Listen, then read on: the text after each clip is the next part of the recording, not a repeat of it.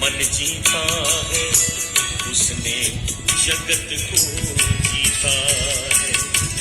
जिसने स्वयं का मन जीता है उसने जगत को जीता है। पुराण का कहता ज्ञान यही, गाती यही तो गीता है। जिसने स्वयं का मन जीता है उसने जगत को जीता है। जिसने स्वयं का मन जीता है उसने जगत को जीता है। पुराण का कहता ज्ञान यही, गाती यही तो गीता है। जिसने स्वयं का मन जीता है उसने जगत को जीता है।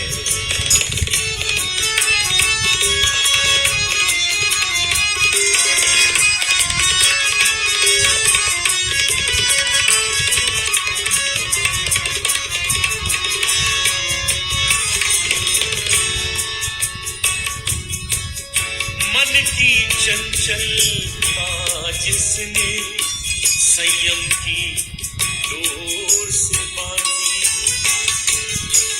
जिसके विवेक का दीप बुझा पाए ना क्रोध की आंधी।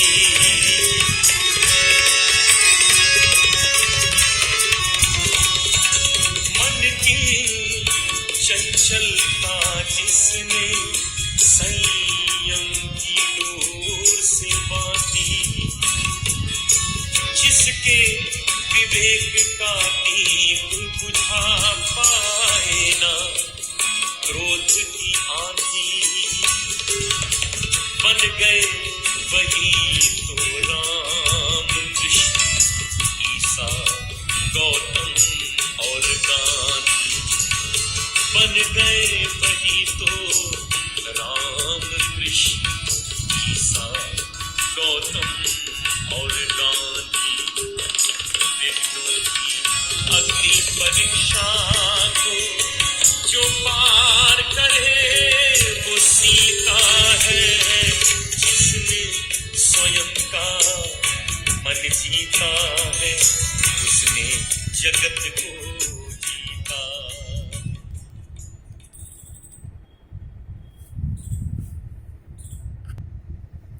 ओम शांति। Good morning. फिर से हम संडे अव्यक्त मुरली लेकर आए हैं। शिव बाबा के महावाक्य आज हम सुनते हैं। आज अव्यक्त मुरली में बाबा ने विशेष 2 गुणों का महत्व बताया है। एक तो सरलता का गुण और एक है नम्रता का गुण। इन 2 गुणों के आधार से बाबा ने बोला है कि तुम हर कार्य में सफलता प्राप्त कर सकते हो। सरलता का गुण, सरल होना, कोई ऐसा नहीं कि बुद्धू उसको कहेंगे।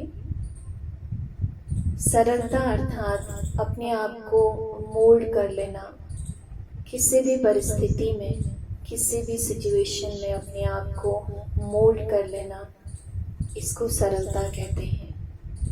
जैसे कई बार किसी से हम रास्ता पूछते हैं तो उनका कहना होता है कि रास्ता बड़ा सरल है। तो उन्होंने रास्ते को सरल कैसे बोला? कौन से ऐसे लक्षण देखे रास्ते में जिस लक्षण के आधार से उन्होंने कहा कि रास्ता बड़ा सरल है? तो सरलता को किस आधार से उन्होंने परिभाषित किया? कोई मोड़ नहीं है, न दाया जाना है, न बाएं जाना है, न उल्टे की तरफ जाना है, न पूर्व दिशा की ओर जाना है, न पश्चिम दिशा की ओर जाना है। बस एक ही दिशा है, सीधे, कोई मोड़ नहीं, कोई तोड़ नहीं, बिल्कुल सरल रास्ता। इसलिए कहा जाता है भाई इसमें कोई मोड़ नहीं है, कहीं से घूमना नहीं है, कहीं से टर्न नहीं लेना है। आप सरल रास्ते से बहुत जल्दी पहुंच जाओगे। तो सरलता को इसी आधार से मापा गया कि उसमें कोई मोड़ नहीं है। और दूसरा, जो रास्ता साफ सुथरा हो, जिसमें न कांटे हो और न वो रास्ता उबड़ खाबड़ हो, क्योंकि रास्ते में अगर कांटे होते हैं तो कई बार कपड़े उसमें अटक जाते हैं या बाल उसमें अटक जाते हैं या बैग या पर्स कुछ पकड़ा है वो उसमें अटक जाता है। तो पैरों में भी रास्ता ठीक ना होने के कारण पैरों में भी वो कांटा चुभ सकता है। तो अगर रास्ते में ना कोई कंकड़ है, ना पत्थर है, ना कोई कांटे हैं, तो कहते हैं रास्ता बिल्कुल सरल है। तो इसी प्रकार जो सरल व्यक्ति होता है, सरलता के कारण वो भी न कहीं किसी जगह अटकता है, न किसी की बातों में फंसता है, न किसी की बातों में रुकता है, न किसी परिस्थिति में किसी को शब्द रूपी कांटे चुभता है। तो आज बाबा ने सरलता के गुण का महत्व बताया है कि तुम्हें भी अपने जीवन में सरलता के गुण को धारण करना है, क्योंकि सरलता का जो गुण है वो हमें पार करा देता है। किससे पार करा देता है? परिस्थितियों से।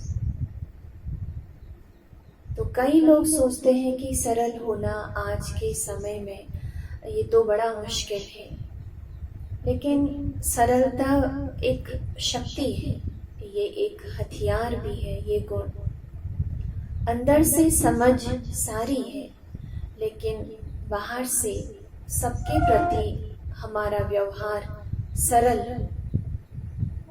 और सरल व्यक्ति को कोई भी अपनी बात बताने में संकोच नहीं करता, और सरल व्यक्ति के साथ सबका व्यवहार अच्छा भी रहता है। इसलिए सरल होना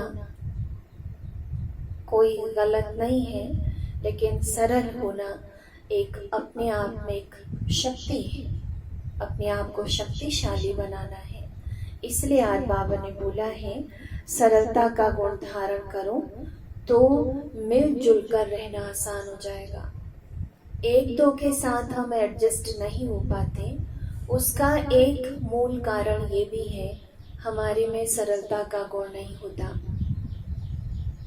अगर सरलता का गुण है, एक ने कहा, दूसरे ने उस बात को माना, सरलता वाला उसका नेचर सरल होने के कारण उसको कोई भी बात कहने में अंदर से डरने लगता कि पता नहीं हम इसको कोई बात कहें और ये नाराज ना हो जाए, बात करना बंद ना कर दे। लेकिन जो सरल व्यक्ति होगा उससे ये भावना नहीं आएगी उसके प्रति। हमें अगर कोई भी बात क्लियर करनी होगी तो हम उससे क्लियर कर सकते हैं। इसलिए आज बाबा ने कहा संस्कारों में मिलजुल कर चलने के लिए सरलता का गुण होना अति आवश्यक है। और दूसरे गुण की बाबा ने बात आज कही है नम्रता, क्योंकि नम्रता उसको हम नर्म भी कह सकते हैं। नम्रता अर्थात झुकना और दूसरों को भी झुकाना। कई लोग कह देते हैं अगर नम्रता पूर्वक चलते हैं, नम्रता पूर्वक व्यवहार करते हैं, नम्रता पूर्वक बोलते हैं, तो लोग कहते हैं इनमें कोई दम नहीं है। ये उनकी गलत भ्रांति है। वास्तव में झुकता वही है जिसमें लचक होती है, जिनमें जिसमें दम है वही झुक सकता है। जैसे फलों से लदा हुआ पेड़ हमेशा झुका हुआ होता है, तो मनुष्य के जीवन में भी जब प्राप्तियां हैं ज्ञान के आधार से, गुणों के आधार से, और वो आत्मा अंदर से भरपूर है, वही आत्मा झुक सकती है।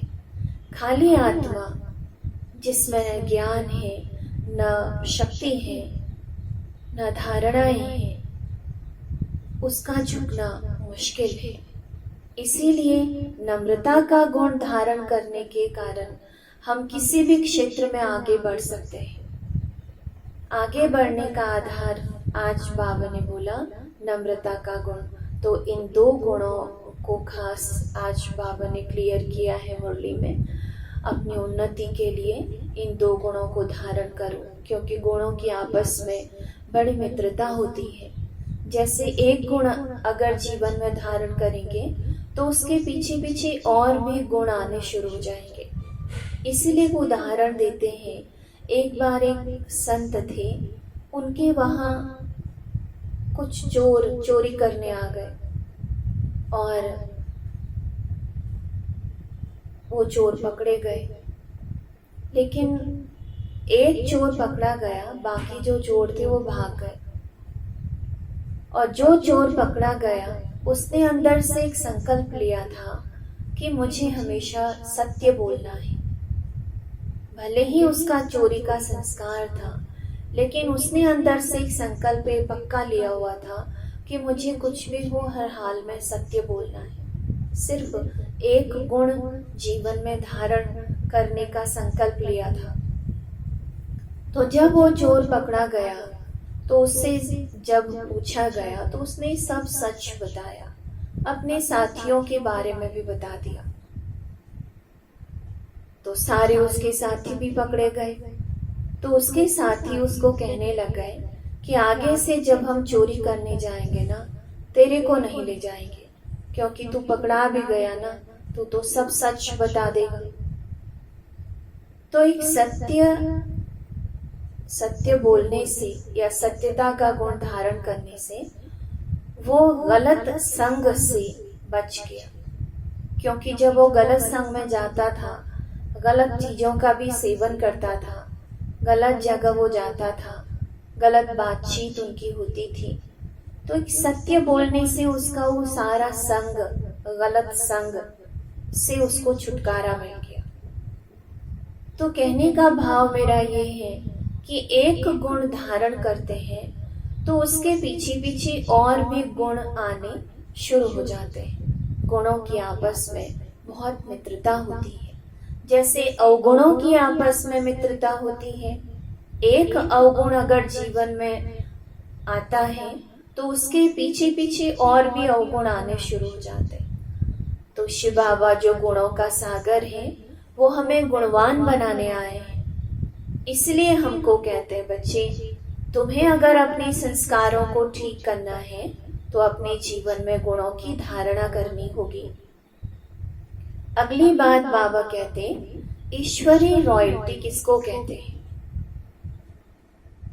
हर एक की विशेषताओं को देखना और हर एक की विशेषताओं को वर्णन करना, ये सबसे बड़ा पुण्य है। आज बाबा ने इसको पुण्य का काम कहा है।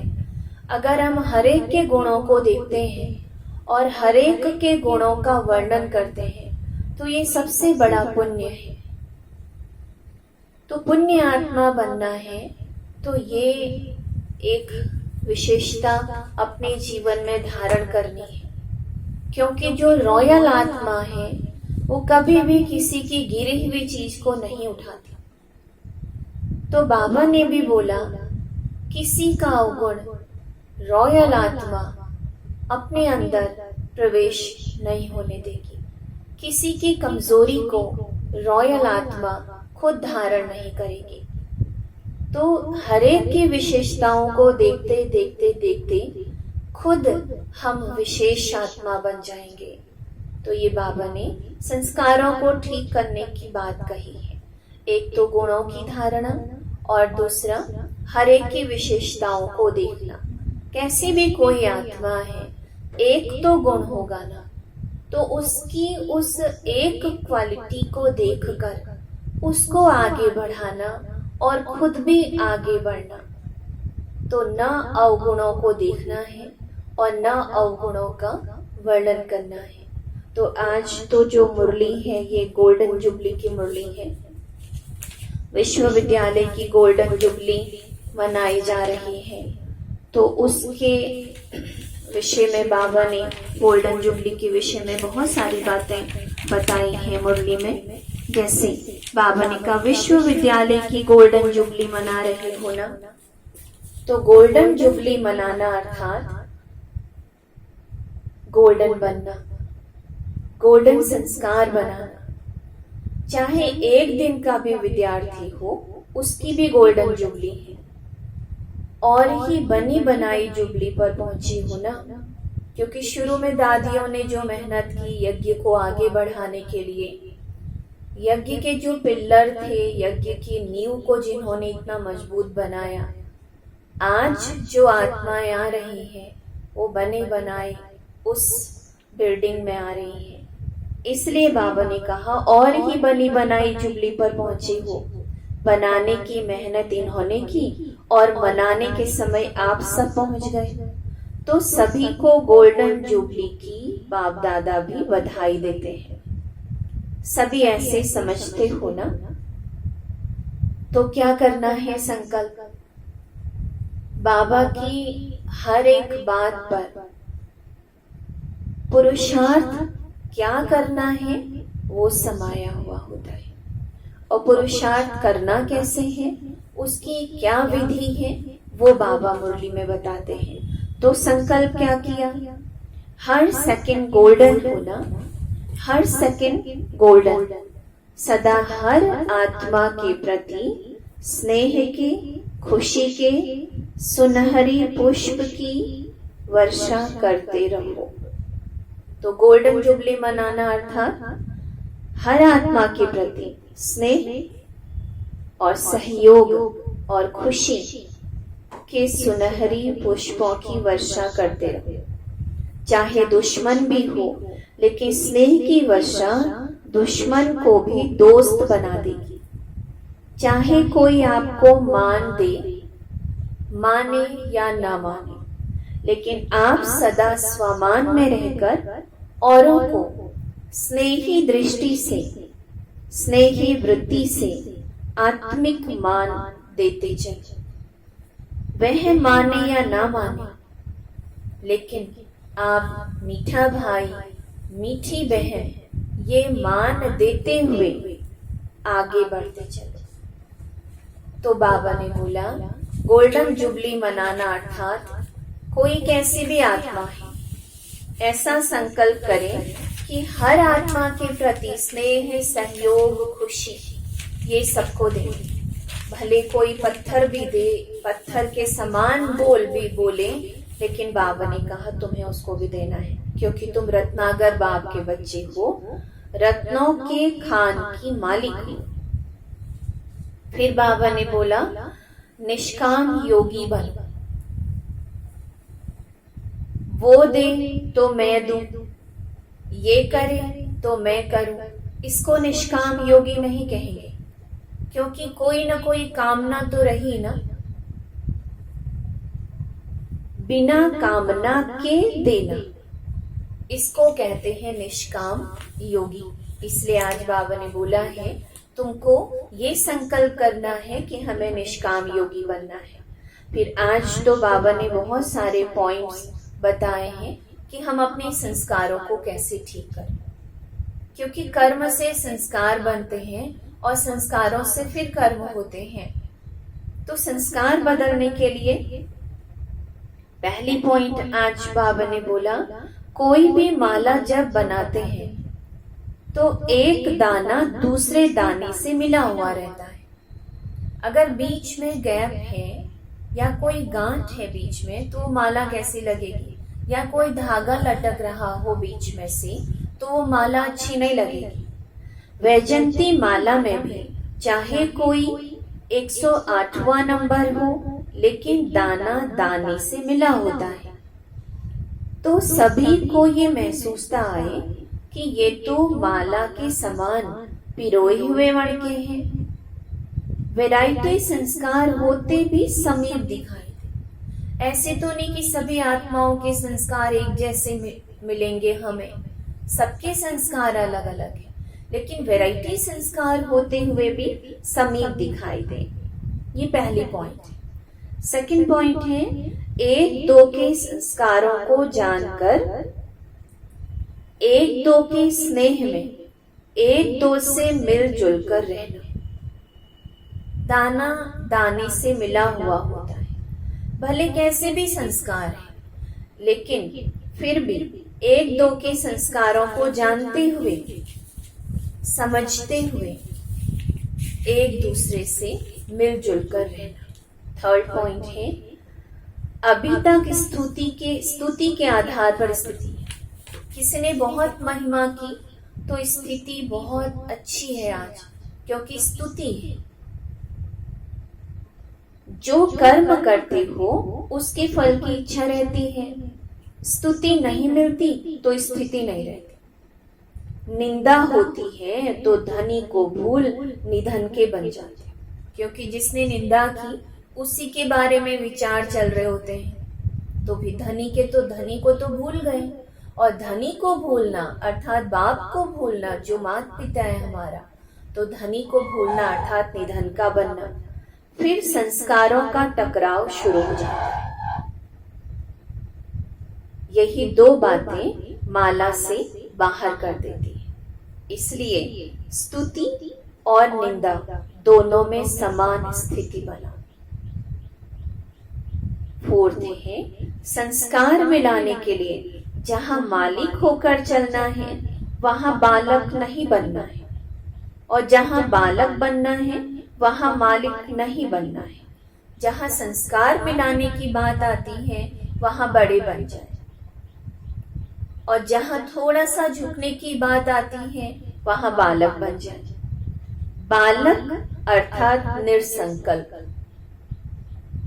जो भी आज्ञा मिले, जो डायरेक्शन मिले उस पर चलना। मालिक बनकर राय दे दो फिर बालक बन जाओ तो टकराव से बच जाएंगे, क्योंकि जरूरी नहीं कि हमारी राय सब माने। राय देकर खुद बच्चे बन जाए तो एक दो के संस्कारों की टक्कर से बच जाएंगे। फिफ्थ पॉइंट है, सर्विस में सफलता का आधार है नम्रता। जैसे पहले बात चली थी, जितनी नम्रता उतनी सफलता। नम्रता आती है निमित्तपन से। मैंपन समाप्त हो जाएगा तो ये नम्रता का गुण स्वतः नेचुरली जीवन में आना शुरू हो जाएगा। नम्रता के गुण से सब नमन करते हैं। जो खुद झुकता है उसके आगे सभी झुकते हैं। इसलिए शरीर को निमित्त मात्र समझकर चलो, और सर्विस में अपने को निमित्त समझकर चलो, तब नम्रता आएगी। जहां नम्रता है वहां टकराव नहीं हो सकता, संस्कार मिलन हो जाएगा। कितना महत्व है इस गुण का, क्योंकि ज्ञान की पहली निशानी ही नम्रता है। इसीलिए बाबा कहते हैं नम्रता ये कवच भी है, नम्रता हथियार है। नेक्स्ट पॉइंट है, मन में जो भी संकल्प उत्पन्न होते हैं उसमें सच्चाई और सफाई चाहिए। संकल्पों में भी बाबा कहते हैं सच्चाई और सफाई चाहिए। अंदर कोई भी विकर्म का किचड़ा ना हो, कोई भी भाव स्वभाव पुराने संस्कारों का भी किचड़ा ना हो। जो ऐसी सफाई वाला होगा वो सच्चा होगा, क्योंकि अंदर सच्चाई सफाई है तो बोल में भी सच्चाई सफाई, तो कर्म में भी सच्चाई सफाई आएगी। और जो सच्चा होगा वो सबका प्रिय होगा। सबके प्रिय बन जाओ तो संस्कार मिलन की रास हो जाएगी। इसलिए बाबा कहते हैं सच्चे पर साहिब राजी होता है। नेक्स्ट है, संस्कार मिलन की रास करने के लिए अपनी नेचर को इजी और एक्टिव बनाओ। इजी अर्थात अपने पुरुषार्थ में, संस्कारों में भारीपन न हो।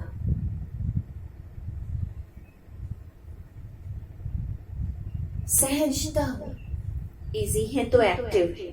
इजी रहने से सब कार्य भी सहज, पुरुषार्थ भी सहज हो जाता है। खुद सहज नहीं बनते तो मुश्किलातों का सामना करना पड़ता है। फिर अपने संस्कार, अपनी कमजोरियां मुश्किल के रूप में देखने में आती है। अपना ही संस्कार मुश्किल लगने लगता है।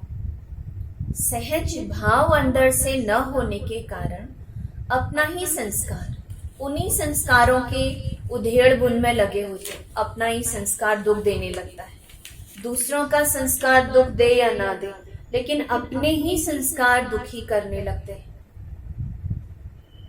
नेक्स्ट है, संस्कार मिलन की रास तब होगी जब हर एक की विशेषताओं को देखो। ग्रुप डांस जब होता है तो सबके स्टेप एक जैसे होते हैं।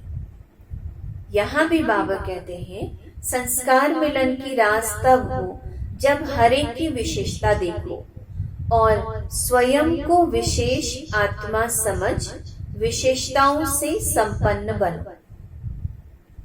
दूसरों की भी विशेषता देखनी है और खुद को भी विशेष आत्मा समझना है।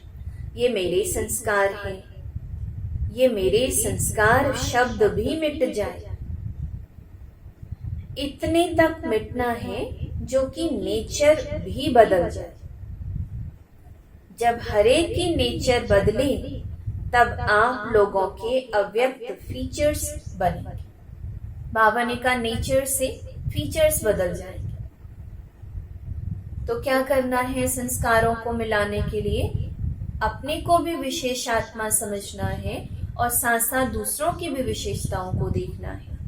नेक्स्ट है, बाप दादा बच्चों को विश्व महाराजन बनाने की पढ़ाई पढ़ाते हैं। विश्व महाराजन बनने वाले सर्व के स्नेही होंगे।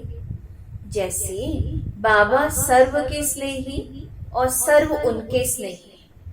बाबा का हम सबसे स्नेह है और हम बच्चों का भी बाबा से स्नेह है।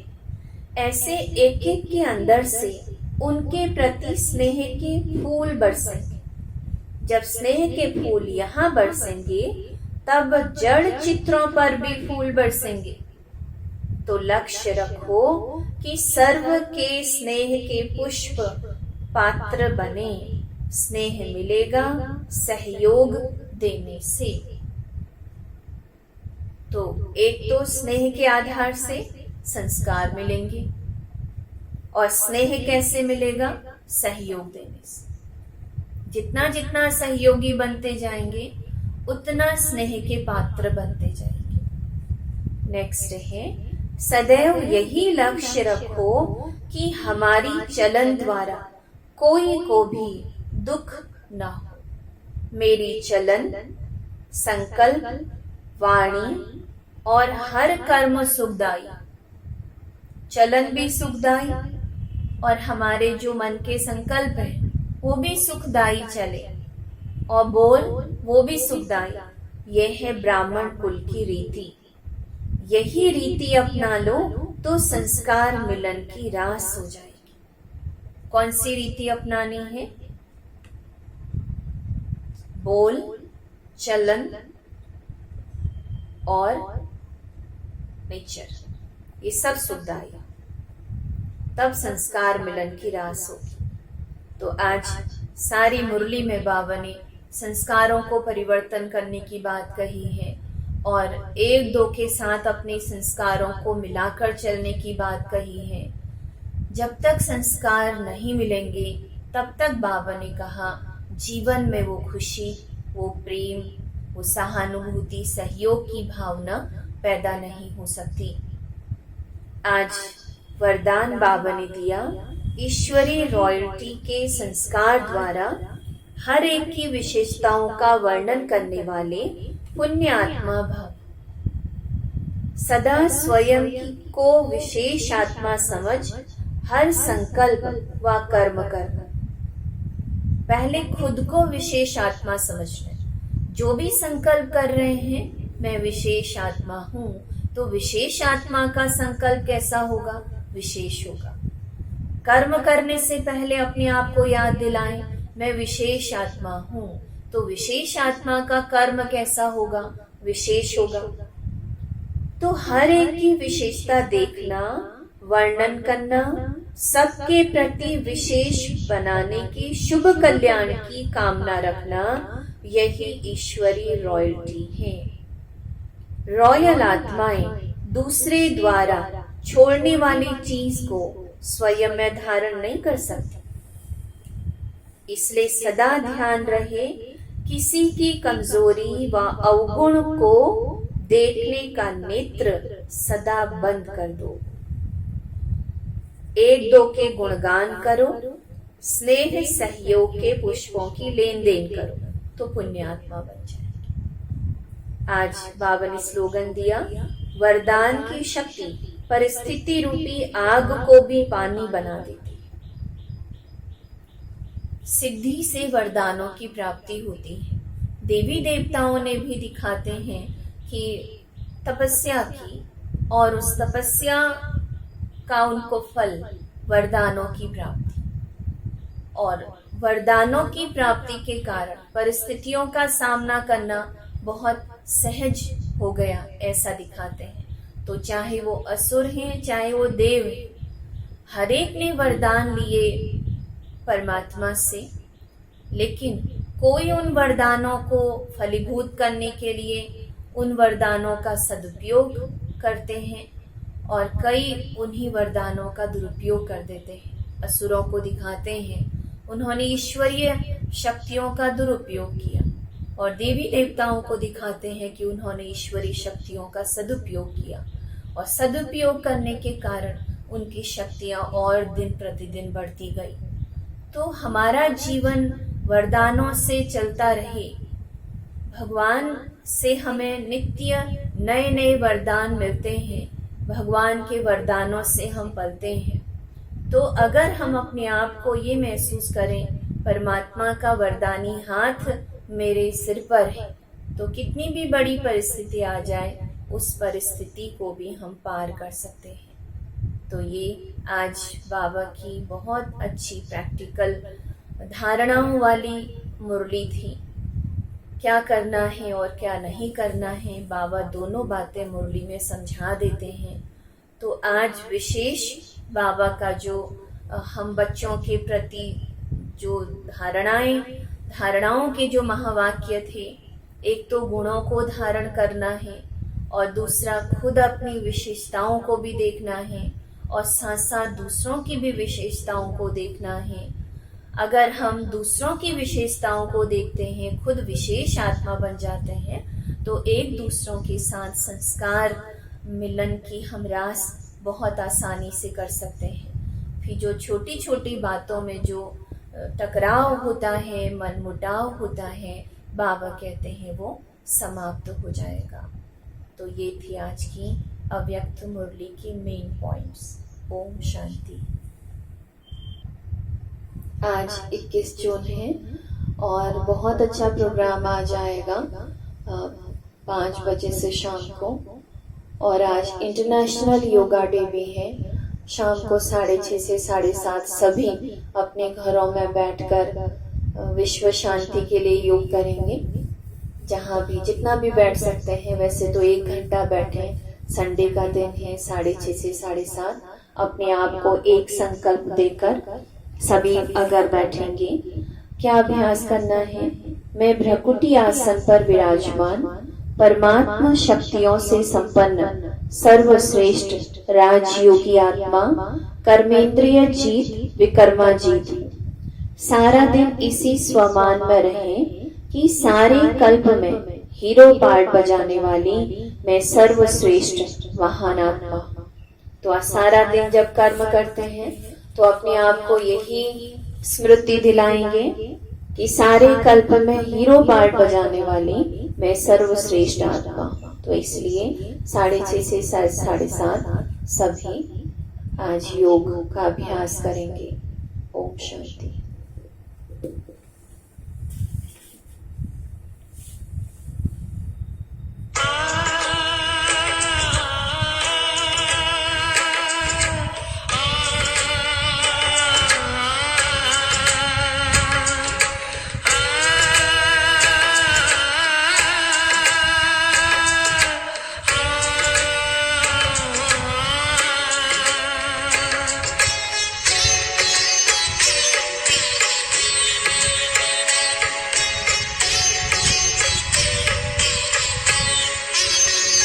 वरदान लुटाने वाले, सद्ज्ञान सुनाने वाले, वरदान लुटाने वाले, सद्ज्ञान सुनाने वाले, आठों ही प्रहर मेरे तेरे ध्यान में लग जाए,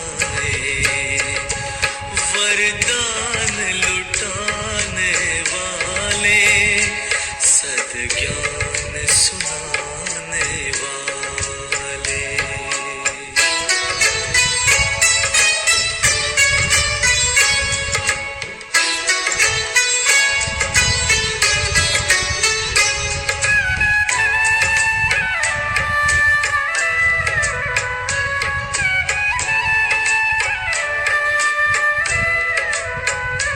सोचा न कभी पहले, बिन मांगे वो पाया, जिसे ढूंढ रही दुनिया,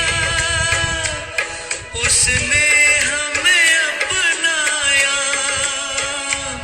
उसने हमें अपनाया। कोई पूछे कौन मिला, मुख कैसे बतलाए, वरदान लुट